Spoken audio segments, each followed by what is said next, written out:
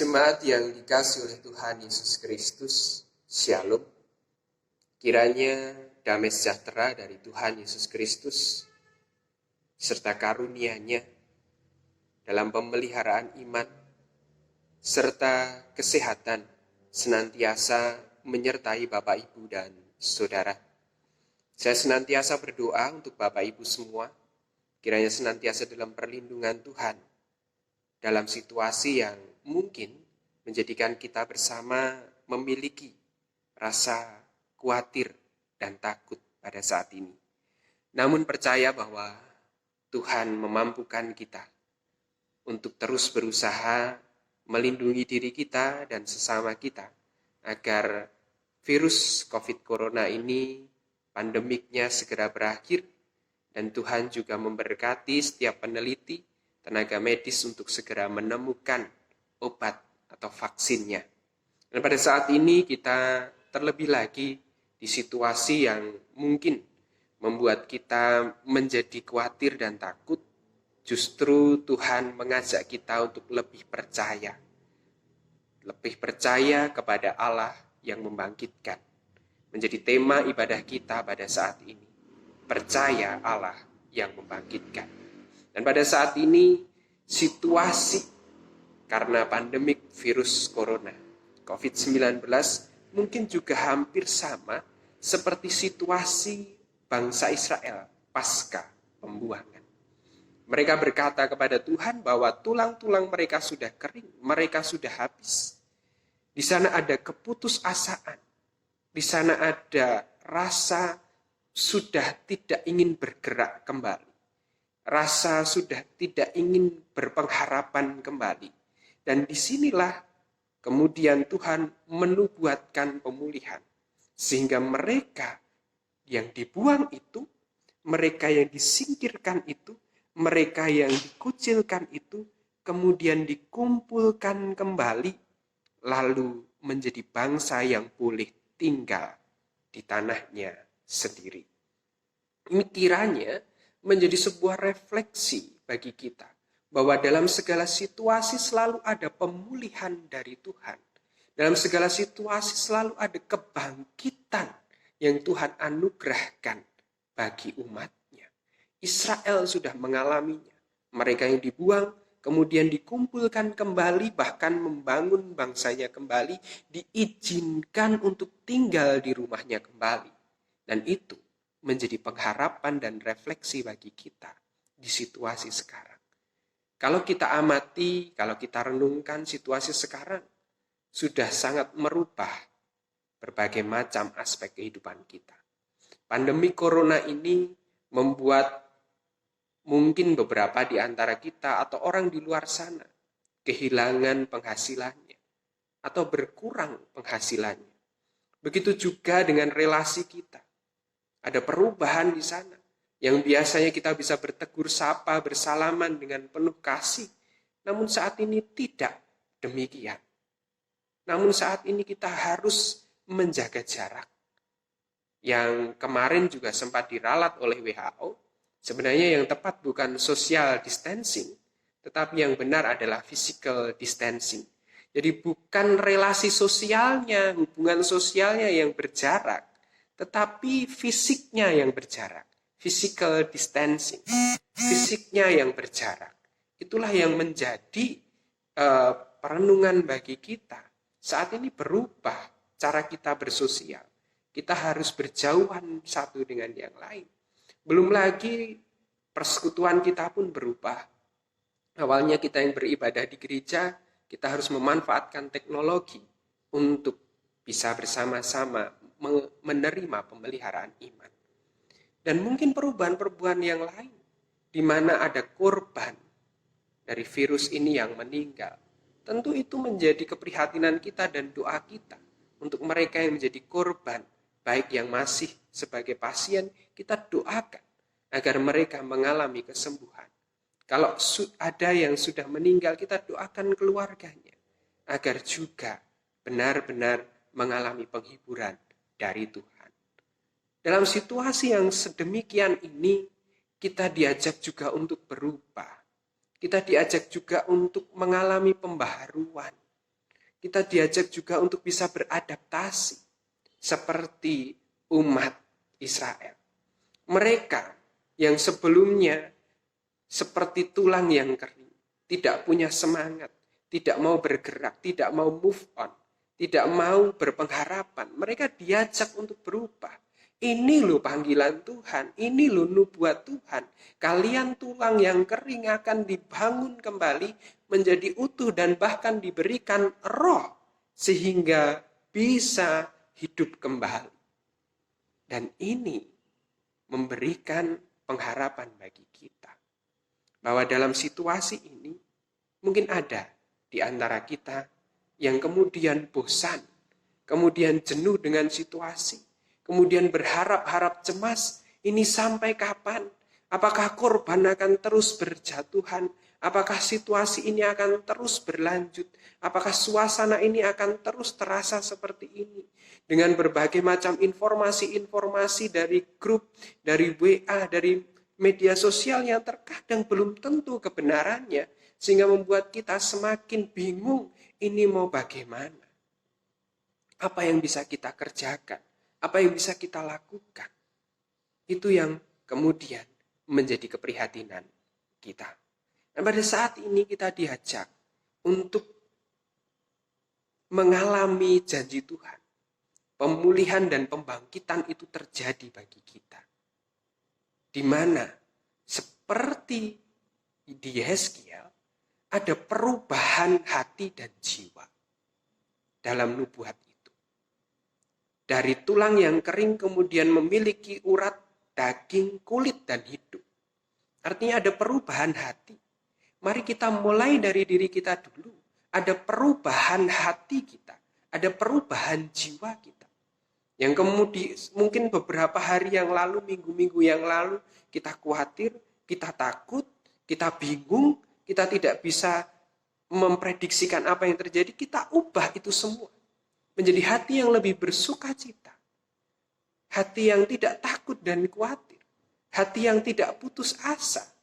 Hati yang tidak bersedih. Ada perubahan itu. Berubah.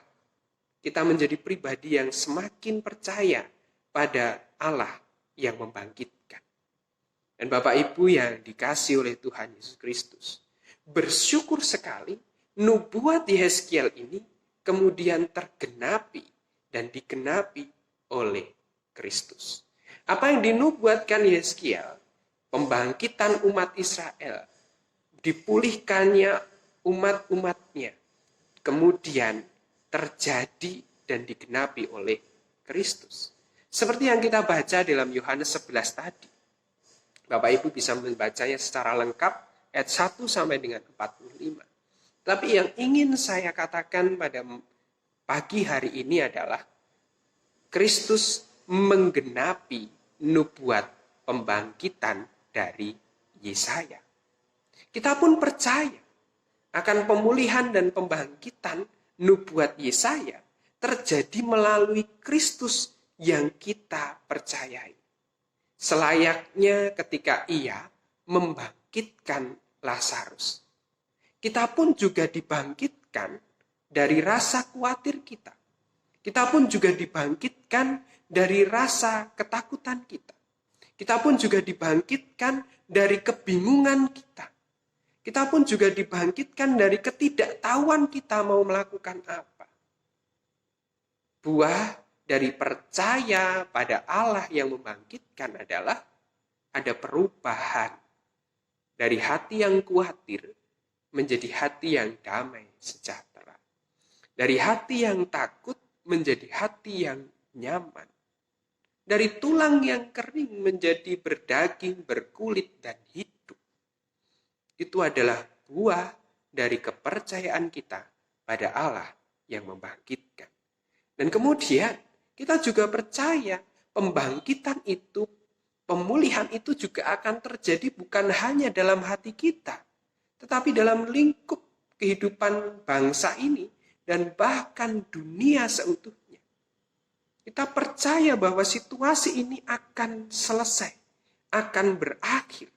Sama seperti nubuat Yeskiel yang memulihkan bangsa itu dari pembuangan, memulangkan mereka ke negerinya, itu pun juga akan terjadi bagi seluruh umat manusia di dunia ini. Pandemik virus corona, COVID-19 ini pun juga akan selesai dalam waktu terbaik oleh Tuhan. Kita percaya keterpurukan-keterpurukan yang terjadi yang melanda dunia ini, bahkan Indonesia saat ini, juga pasti selesai. Tepat pada waktunya ketika Tuhan juga memulihkan itu. Seperti Israel yang dipulihkan, seperti Lazarus yang dibangkitkan, itu yang akan terjadi bagi kita semua. Yang terpuruk ekonominya karena masalah COVID-19 ini juga akan dipulihkan. Yang terpuruk atau kemudian rusak hubungan sosialnya dengan masyarakat karena COVID-19 ini juga akan dipulihkan. Begitu juga persekutuan-persekutuan kita. Bagi kita yang rindu bersekutu di gereja, rindu mengalami perjumpaan Tuhan di gereja juga akan dipulihkan. Itu yang kita imani dari Allah yang bangkit itu. Dari Allah yang membangkitkan itu. Begitu pula kita juga beriman penuh untuk saudara-saudara kita yang menjadi korban COVID-19. Kepada mereka ada kekuatan, ada sukacita di hatinya. Sehingga sukacita itu memberikan kekuatan dan kesembuhan bagi mereka. Begitu pula dengan tenaga medis, para peneliti yang berusaha mencari dan menemukan vaksin untuk virus ini. Tentu juga diberkati Tuhan, sehingga mereka dapat menemukannya. Dan itu menjadi kelegaan bagi kita. Itu menjadi urat-urat bagi tulang-tulang kita. Itu menjadi daging yang menutupi tulang kita. Kulit dan nafas kehidupan bagi kita dalam situasi saat ini. Bapak Ibu yang dikasihi oleh Tuhan Yesus Kristus, lalu apa yang bisa kita kerjakan? Sementara Allah berkarya dalam pemulihannya, dalam pembangkitannya yang kita percaya itu. Kita belajar dari Yohanes 11 ayat 1 sampai dengan 3 tadi. Ada satu kata yang menarik bagi saya. Dan kiranya itu juga menggugah kita semua. Satu kota bernama Betania. Mengapa peristiwa ini harus hadir dan muncul di Betania? Itu bagi saya bukan kebetulan. Tetapi itu gambaran anugerah Tuhan bagi kita saat ini. Mengapa demikian? Karena Betania, kalau dalam bahasa aslinya, ketika diterjemahkan kepada bahasa Indonesia, memiliki arti rumah pohon ara. Menariknya adalah, Betania adalah rumah pohon ara. Harapannya pada saat ini, kita yang sedang berada di rumah, dianjurkan untuk terus berada di rumah. Dianjurkan untuk bekerja di rumah, beribadah di rumah, belajar di rumah. Harapannya kita menjadi Betania. Betania adalah rumah pohon ara. Kita seperti pohon ara, tetapi ingat, dalam perumpamaan Yesus, dalam karya pelayanan Yesus, ada pohon ara yang dikutuk karena tidak berbuah.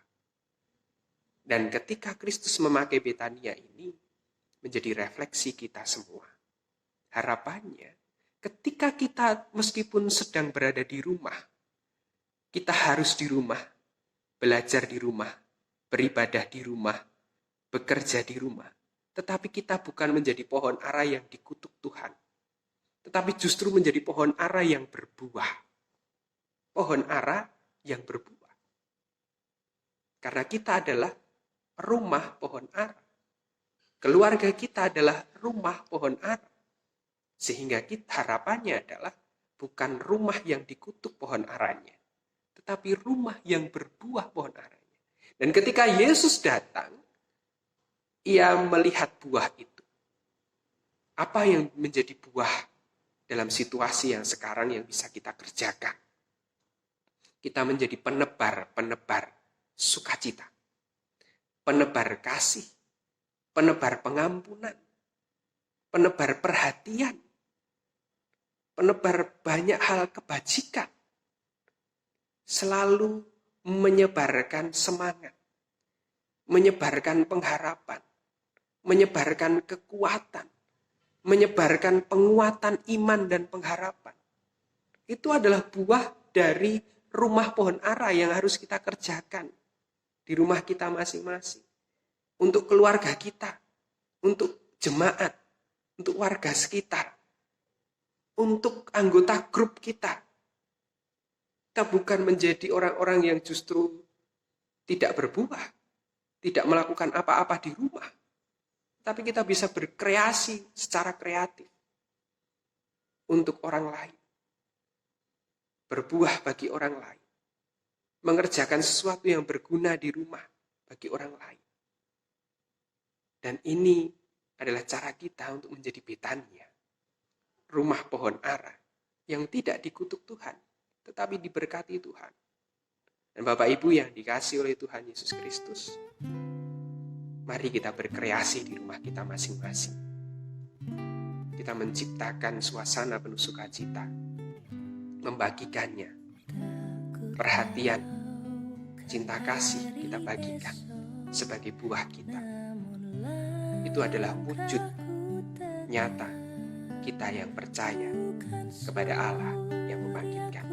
Sekali lagi, situasi ini pasti akan selesai karena Allah akan memulihkan dan membangkitkan. Akan ada pembangkitan untuk hati yang khawatir dan sedih, hati yang berduka. Akan ada pemulihan untuk dunia ini. Akan ada pemulihan untuk ekonomi, untuk sosial. Akan ada kesembuhan bagi mereka yang terjangkit virus corona. Dan yang kita kerjakan saat ini adalah menjadi Betania, rumah pohon ara. Bukan pohon ara yang dikutuk Tuhan, tapi pohon ara yang berbuah. Pohon ara yang diberkati Tuhan. Menghasilkan berbagai macam inovasi, kreasi untuk sesama kita. Dalam penghiburan, dalam penguatan, dalam pengharapan. Karena dunia membutuhkan itu. Amin. Kita bersaat teduh sejenak. Dan sebelum bersaat teduh sekali lagi, ketika kita tidak berjumpa dalam berbagai macam persekutuan dan pelayanan, saya senantiasa mendoakan seluruh jemaat GKJ Cipto Wening untuk senantiasa berada dalam lindungan Tuhan, berkat Tuhan, anugerah kesehatan Tuhan, dan pemeliharaan iman dari Tuhan. Tuhan memberkati saudara semua. Amin.